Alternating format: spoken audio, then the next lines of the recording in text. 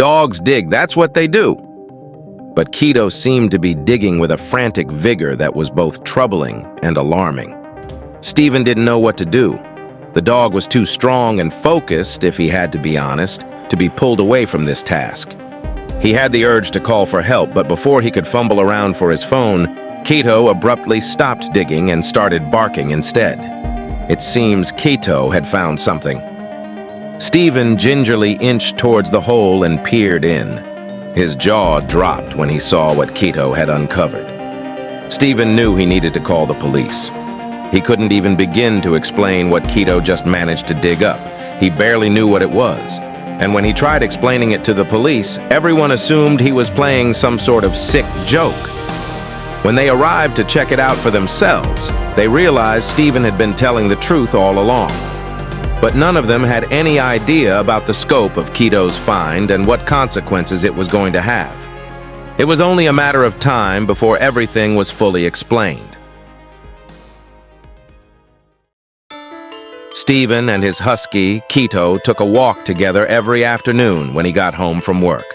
She was always gentle and sweet, but one day she started behaving strangely as soon as they got close to an open field. Keto was pulling against Steven so hard that he could barely keep control of her. What had caught her attention? Keto went from pulling on the leash to actively fighting against Steven. She'd never acted that way before in her life. Steven lost his grip, and she sped away down the narrow street.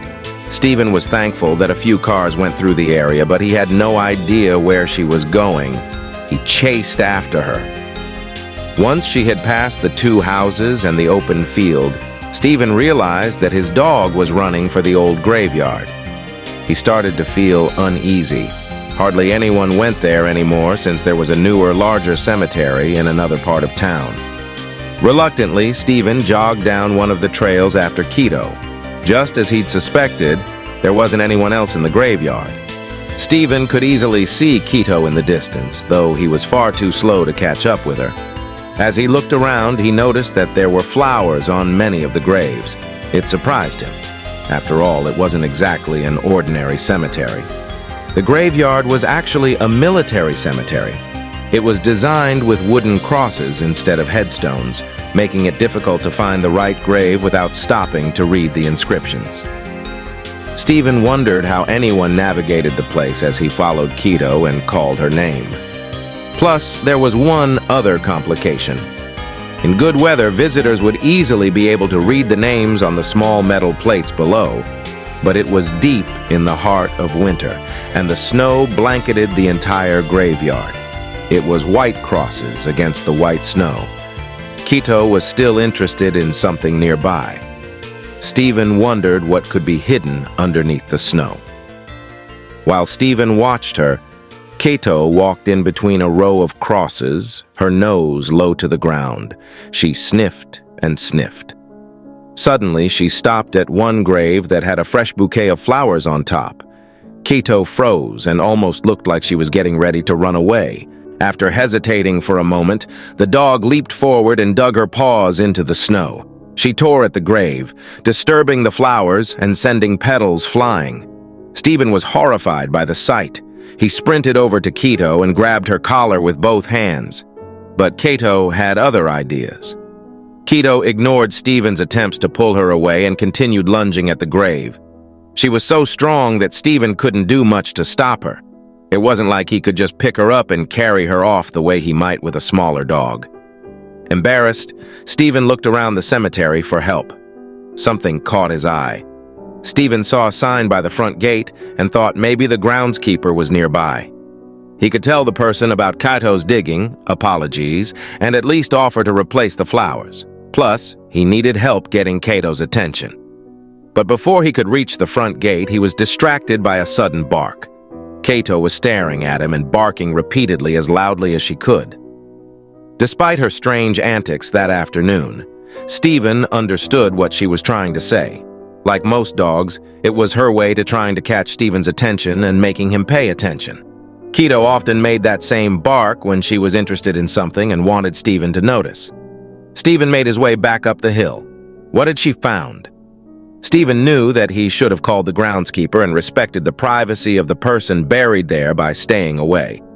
It wasn't right to snoop on another person's grave, but Keto was so intensely fascinated by what she had found that Steven couldn't resist. He had to know what had made his dog act out that much. Keto had dug through the snow and around the nameplate at the base of the cross. She was standing over the muddy hole, her ears straight up as she waited for Steven to see her discovery. The dog was obviously excited by her find. Steven walked up beside her. When Steven finally peered down into the hole that Keto had made, he almost stumbled back in surprise. It was the last thing he ever expected to see in a cemetery. He stared at Keto, wondering what had made her sense such an unbelievable find. Steven fumbled with his phone. He had to call the police. Steven had expected to see flowers or some kind of trinket in the hole. He doubted that Keto could have dug deep enough in the cold earth to uncover a casket, but he never expected what was truly there. It seemed to defy all logic. Steven checked over his shoulder again, convinced that it must have been some kind of awful prank. At the bottom of the hole, Steven could see that the nameplate had holes drilled into it. It appeared to extend much farther than what Keto had managed to uncover. He shined the light from his phone on the plate and stared at it, trying to understand what he was seeing. Steven checked several graves and found plates with holes in most of them, but there was one that seemed normal. He also noted that there weren't any flowers on that one. Maybe there was some kind of pattern. He searched for another grave with flowers and started to dig. He dug furiously at it until he realized that it still had the same holes in the plate. He hadn't called the police yet and was trying to figure out how to explain what he was seeing. The graves with flowers all had holes drilled into the nameplates. What did it mean? Or did it even mean anything? Steven wondered if they were air holes in some kind of cage or even the casket below. They seemed to extend far down into the grave with the holes leading up to the surface. If there was something down there that didn't belong, then maybe Keto had sensed it. But Steven had to be sure. Steven returned to the graves with the flowers and inspected each in greater detail. He wanted to be able to give the police the best possible description. Finally, he took a deep breath and called. He knew it would sound ridiculous to anyone else, but something wasn't adding up. Why were there so many fresh flowers in a cemetery that old? But as one might expect, the police were not that easily convinced of Steven's story. It all just sounded completely ridiculous, and they figured it was probably a prank call or something. To be honest, Steven wasn't entirely convinced of what he saw either. Steven didn't know how to react at first, but he was determined not to let this go, even if he himself couldn't really understand what this whole thing was. While they were waiting for somebody to arrive, Keto finally calmed down a bit and stopped barking. But every time Steven would come close to the dug-up grave, Keto would react. There was something there that he did not like, that was for sure. But what could it possibly be? Steven had no idea.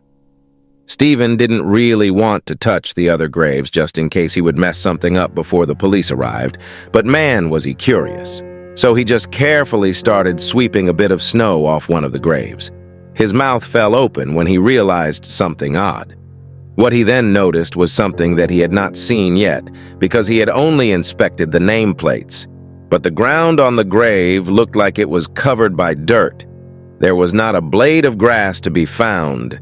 This was certainly really odd. What was going on here? And indeed, this was also the case for all, and only, the graves with flowers. Whatever had been done here, it had been done recently. Then the police finally arrived.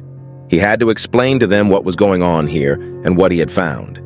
He had a weird feeling about all of this. Two young officers got out of the car laughing a bit and just not being that serious by the looks of things. They thought they were going to meet a confused man with his dog. But their attitude would quickly change when they saw what was happening here. Steven had to keep Keto's leash on a tied grip when the officers inspected the hole that the dog had dug. They were absolutely stumped by what they were seeing. This was something they had never encountered before. Why did someone do this? Why did Keto react this way? It was obvious that the flowers had been to mark the graves. Someone needed to know which to dig up, or maybe that already happened. And judging by the steel box with holes, these were not graves. These were temporary storage. But for what? And for who? The officers made a couple of calls back to the station trying to get permission to dig out the steel box that Keto had uncovered further, or to cut through the top. Luckily, they had been smart enough to pack the right equipment. It had to be this way. Everything would soon fall into place. At the station, they did some checks, and one of the officers quickly discovered that this whole graveyard actually was not listed anywhere. In other words, it should not exist, making this whole ordeal even stranger but also easier. It was like it was set up just to bury some things here. If it didn't exist, there would most likely also be no actual graves there. So the station had no problem with the officers doing whatever they had to do to get to the bottom of what was going on there. The people that did this obviously didn't want anyone to know what they were doing there. So what was this? The metal cutter quickly came out of the car, and one of the officers started making a large hole in the metal box, while the other officers inspected the other graves. Steven was still just trying to keep Keto calm. They still didn't know why Keto was so on edge. They would soon uncover it.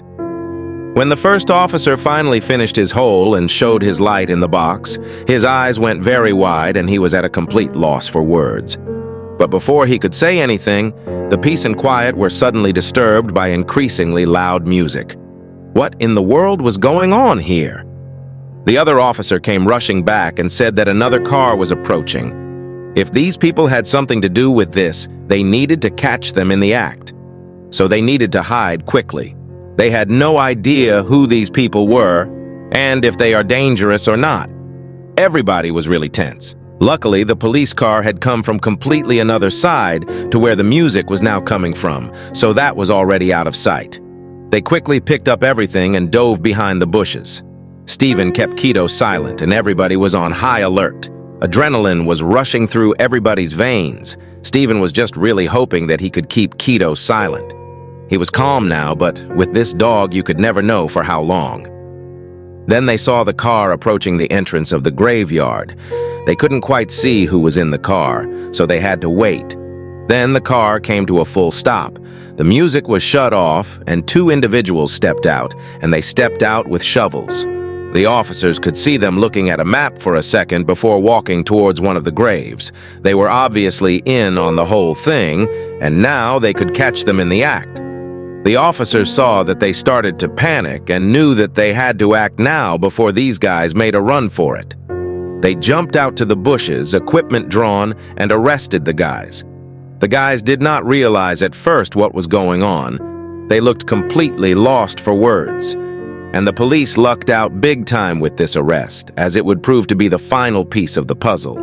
These boys were very young and very afraid to go to jail, so they were willing to confess everything to avoid it. So they started talking.